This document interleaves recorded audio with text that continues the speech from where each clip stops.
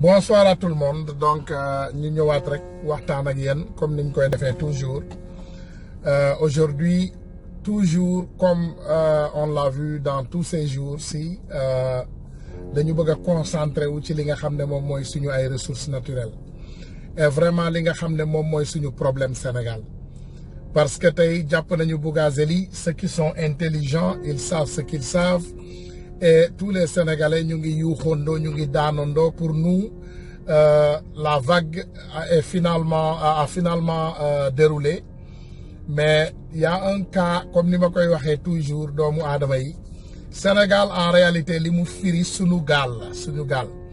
Donc suñu gaal dafa am capitaine, dafa am ay capitaine, dafa am ay nit yoo xam ne ñoom ñoo ñu jiitu ci gaal gi. Muy suñu ay capitaine. Te capitaine yooyu vraiment ñuy dox ci seen bopp. Parce que tey dans un monde normal bateau buy suux capitaine bi mooy mujjee génn dina sauver passagers yépp il va sauver tous les passagers donc à un moment donné le capitaine il reste dans le bateau jusqu'à ce que tout le monde quitte le bateau et maintenant le capitaine il sort sinon bu dee bateau bi dafa war a suux dee am la plupart des temps le capitaine il reste dans le bateau xam nga tey ñun Sénégal c'est le contraire. Nous, on a notre bateau, Sunugal, on a des capitaines, mais quand la mort vient, les capitaines, ils se sauvent et ils laissent les pauvres dans le bateau pour se noyer. On n'a pas des hôpitaux pour nous soigner, on n'a pas des écoles pour étudier, on n'a pas des ressources naturelles pour nous servir, parce que toutes ces ressources naturelles sont partagées par quelques-uns. Manam tay, dégg nañu affaire Bougazelli. D'abord, avant tout, damay applaudir bravo aux gendarmes courageux parce que dans notre histoire, ce n'était pas évident. Ce n'était pas évident, vraiment, ñu am ay gendarmes yu brave, yu mel ni yoo xam ne tey dinañu jàpp kilifa maanaam nit ku diis ku mel ni Bougazelli ñu enquête ko topp ko indi mbir mi sur la table. Je veux que vous faisiez beaucoup attention à ce que je dis. Boo leen seetloo di bàyyi xel. ñi daan saagal Macky Sall bari nañ ci réseaux sociaux yi torop bu ñu génnaan ñuy génn di ñu saaga di génn di def ay manières mais si vous prêtez attention aujourd'hui cela est diminué parce que pourquoi à un moment donné ils se sont rendus compte que nous on n'est pas des fous ñii di wax nii pour commencer déjà xam nga waxtaan mooy neex rek nga dégg le gars la Tunkara il est aux États-Unis voilà quelqu'un l'a financé déedéet j'ai dépensé plus de $400,000 de mes propres francs dans ce combat. Ben doomu adama financé wu ma man. Personne n'est derrière moi. Man maa nekk derrière toutes les personnes que je veux. Personne n'est derrière moi. Il faut loolu mu leer seen bopp yi. Soo leen ko gisee li Sonko waxoon la. Ku ko gis rek ne leen ma xaaf tuf ngeen tuf li ma ngeen ne waa ji doom yaram la. Dërëmu kenn masul dem ci Tunkara. Un franc, un pikini de personne n'est jamais rentré dans moi. Tout ce que je dépense, c'est venu de ma propre poche. Kenn dépense lu ma dërëm loolu na leer ci seen bopp yi mu client ngeen comprendre ne que au moins Sénégal dese na ay patriotes ba léegi. Et on ne le fait pas parce qu'on cherche quelque chose. On ne cherche ni pouvoir, on ne cherche ni position, on n'a ni parti de politique, ni de parti politique, on n'a ni de mouvement. Awma sax mouvement. Je n'ai même pas un mouvement citoyen. Awma dara. Je suis un simple Sénégalais lambda, fils d'un cultivateur, basé aux États-Unis, qui a beaucoup travaillé pour lui-même. Et à un moment donné, comme niñ koy waxee ni ko tubaab di waxee, au lieu ngay jox nit jën mu lekk, won ko nu muy nappee jën. Donc on vient au secours des Sénégalais. Donc loolu na leer. Donc toutes les informations aussi qu'on a recrutées, c'est des informations réelles. Ndax 2 semaines avant l'arrestation de Bougazelli, j'étais sorti ici pour vous dire que c'est un drug dealer, c'est un malfaiteur et il est caché derrière quelque chose. Par coïncidence, 2 semaines après, il est tombé. Donc, lolu dugal len ko ci sen bop yi mu leer. Xam nga sénégalais nak waxtaan day neex ku nekk yor réewandem ku nekk yor lamiñam kii ne wala kii la kele ne lële la kii ne fii la ba jàppal fii bàyyil fii kenn demaluñu fenn. Nous, on n'est pas là. Je ne suis pas un agent de qui que ce soit. Manelen man ginaaru ken nenuma. Je suis venu ici avec mes propres responsabilités. Lan moma indi, on avait attrapé un frère sénégalais, ñu japp ko, mettital ko, nakaral ko, xoñoñal ko, japp ko injustement. ma ñëw avec mes propres fonds et ma propre force ma xeex pour libérer doomu jàmbur boobu pour caay-caay gi nga xam ne moom la ñu teg doomu jàmbur boobu loolu moo ñu fi indi nous on n'est pas venu ici comme le dire quelques malfaiteurs ci kii lay jaar am buzz ci kële lay jaar buzz yàlla moo koy maye vous les cons qui ne savent pas alal yàlla moo koy maye bayre yàlla moo koy def ci doomu aadama ku nit di seetaan yàlla moo koy def ñaata nit ñoo nekk ci réseaux sociaux yi fii di wax y a des millions de personnes qui sont ici ils parlent du n'importe quoi am na ci ñoo xam ne ñaari nit duñu leen seetaan wala ñaari nit buñu leen seetaanee duñ ko njëriñoo parce qu'ils se disent que de quoi ils me parlent exactement donc ce qui nous a amené ici c'est de servir le Sénégal que ça soit clair. On n'est pas ici pour servir des êtres humains dégg naa ñu bari tey wala Sonko la wala kii la déedéet Sonko c'est une personne que comme ni ma leen ko waxee ku ma ràññee Sonko man maa ko naw c'est pas une personne qui m'a demandé de l'aimer déedéet c'est moi qui l'a aimé en personne c'est moi qui le respecte en personne mais loolu du tee Sénégal laa gën a bëgg Sonko parce que je ne sais pas son existence Sonko xaw ma ñaata at lay dund xaw ma kan lay doon xaw ma ku mu dul doon mais je sais que le Sénégal sera toujours après Sonko le Sénégal va continuer avant Sonko le Sénégal était là après Tounkara le Sénégal va continuer avant Tounkara le Sénégal était là loolu kenn mënu ko dindi ak noo leen mën a soxor ak loo leen mën a ñaaw làmmiñ ak loo leen mën a bon ak lu seen yéene yi mën a bon sénégalais comme on vous le dit doomu aadama bi mi ngi dem man mënumaa dem xaaral ma xëcc ci tànkam mu wàcc man mënu leen maa wàccee je vous l'ai dit dem leen nelaw yi allez dormir nous on est là pour sauver le Sénégal on est avec Dieu et Dieu sera avec nous incha allahu rabbi parce que yàlla ñi jub ñi dëggu rek lay àndal ñun ñëwuñu fi pour ay affaire de naafeq ñëwuñu fi pour ay affaire de parparlo étant donné léegi ñu continuer ci li nga xam ne moom mooy réalité yi ñu indi ci Sénégal aujourd'hui on a un problème extraordinaire chez nous ci Sénégal rek ngay fekk un député de l'État un député de la majorité un député comme Bougazeli est arrêté avec fraude des milliards de nos francs maanaam ay milliards la doon trafiqué ci ay faux billets ngeen jéggal ma indiwuma wax ji pour renouveler waat xelu sénégalais yi mais daloon na fi coon sec barki Dembo Ndiaye mais biñ ko ne ràpp ci kaso bi génnul ba saa yu leen neexee lañ ko bàyyi mu génn Bougazeli on l'a attrapé qu'est-ce qu'on a fait on l'a laissé partir chez lui mais mes frères et sœurs disons-nous une petite vérité Amérique wala yenn beneen dëkk bu avancé yëpp bu ñu jàppee doomu aadama duñ ko may temps mu dem sawi ci toilette parce que dañuy bañ bu duggee ci biir toilette yi sax moom dong dañ koy fouiller make sure ne yóbbaalewul dara surtout Bougazeli avait toujours son téléphone il avait toujours sa liberté il avait toujours sa voiture il avait toujours tous les biens qui l'entouraient donc on l'a donné assez de temps pour aller se nettoyer le derrière il faut savoir que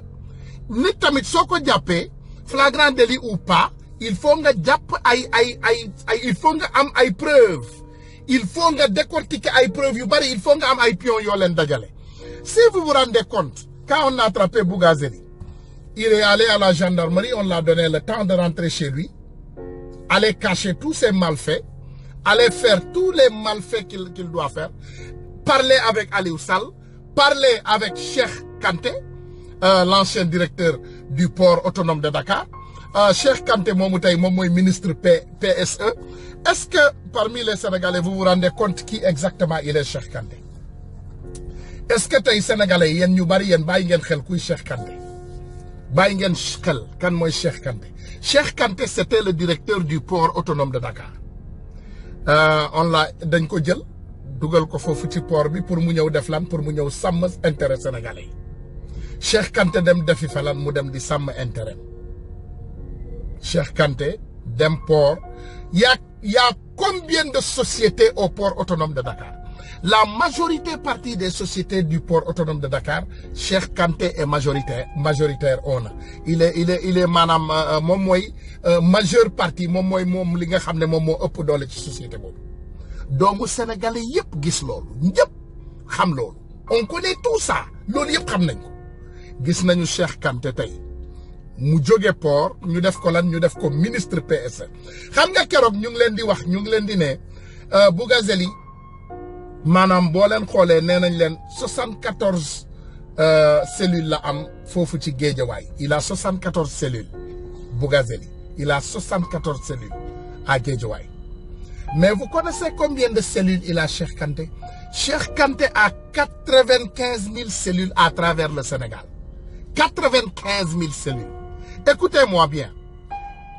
9, 5, 0, 0, 0. 95 000 cellules à travers le Sénégal. Xam nga nag cellule buñ koy wax ci yéen ñi xamul ñi xam nañ ne cellule mën naa nekk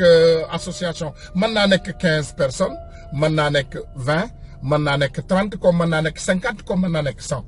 Cheikh Kanté aujourd'hui sa puissance a dépassé le président de la République. Même boo leen bàyyee xel ci parrainage bi Cheikh Kanté il a donné plus de parrainage à Macky Sall que qui que ce soit.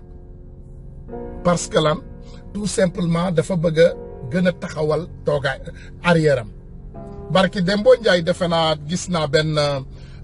mbir buy daw xaw ma ndax yéen gis ngeen ko mais gis naa benn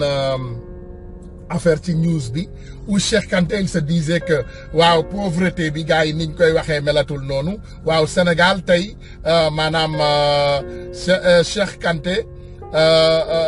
mu ne Sénégal ñàkk giñ fay tudd melul noonu Sénégal tey dafa avancé maanaam y a l'emploi qui a été créé. Nous on demande tout simplement que Cheikh Kanté nous se clairifie.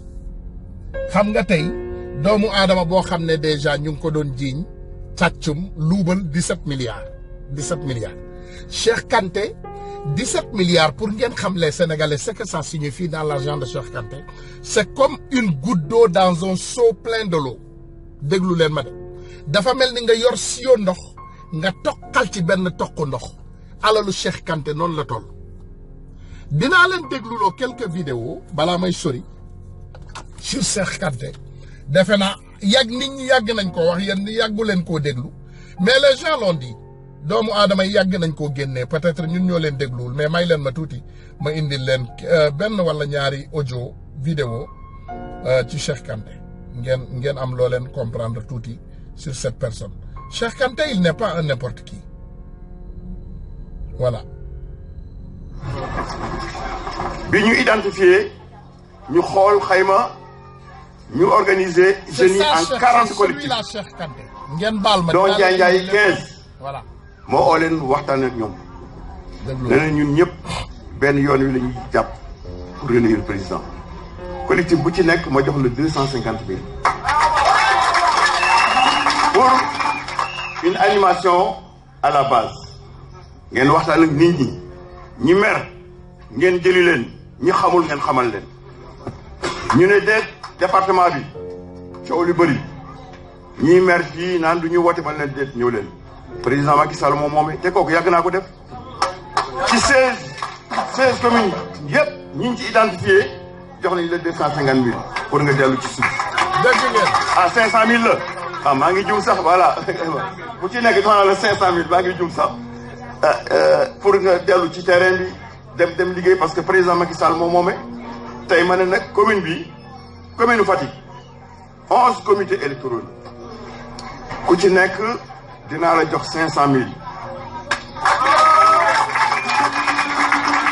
ku ci nekk dinaa la jox nag pour que bésu élection yo ñu mën a togg restauration bi mot sëkk bu ci nekk dinaa ci teg ñaari saaku ceeb bu les maires du département nga xam ne kenn demul ñu des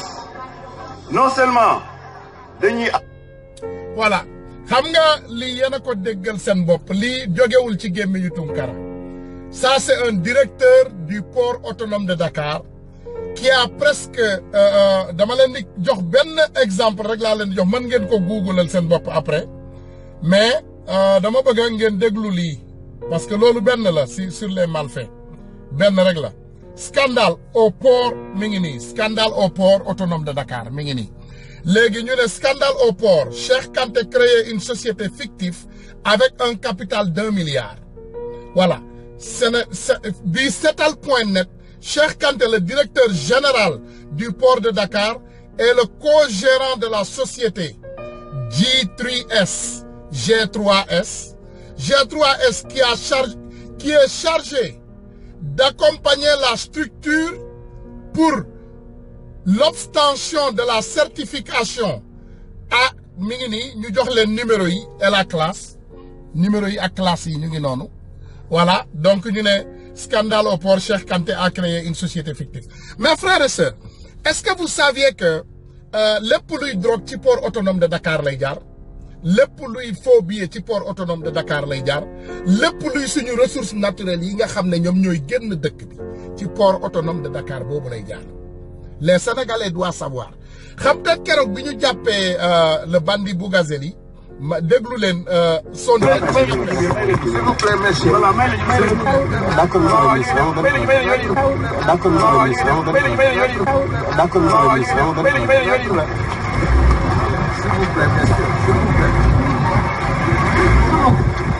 Voilà ba ñëwaat ngeen dégluwaat li mu wax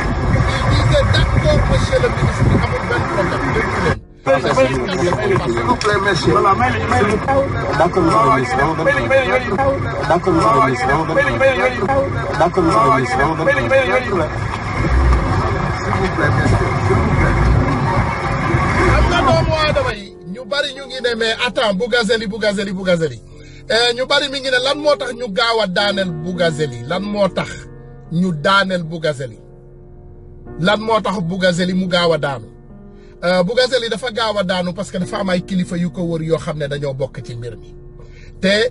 buñ ko noppiloowul masiba naaru laay dina leen dal parce que cette personne gémmiñ bi xam ngeen ko c'est comme la diarrhée automatique parce que day wax rek moom bu commencé wax dara du ko tere day commencé wax a wax donc qu'est-ce qu'ils ont fait ils l'ont neutralisé immédiatement ñaan gendarme yi ñu bàyyi ko mu dem këram mu préparé wu ñu dalal xelam bi ñu dalalee xelam ba pare ñu delloo siwaat ko balaa ñu koy delloo siwaat fekk moom on l'a bien lavé et on l'a bien préparé Bougazeli ses questions étaient préparées ses réponses étaient préparées mi ngi mel ni la plupart des journalistes qui sont créés aujourd'hui au Sénégal par exemple tey ngeen xool ku mel ni Bougazeli ñu jàppale ci ay détournement de fonds maanaam tey ñu jàppale ci ay affaire faux billets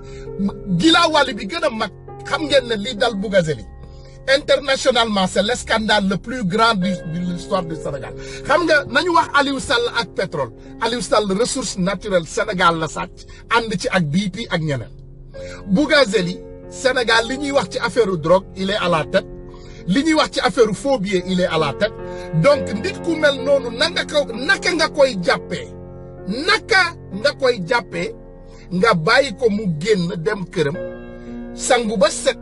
féex lekk ba mu neex ko dawal otoom taal mu ne moom day dem Touba l'autre gravité sur Touba Bougazeli tey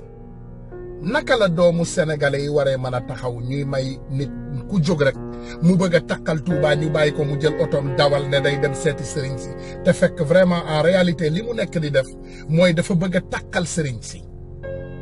parce que tey ñu dàqe la nga yor drogue ngay daw di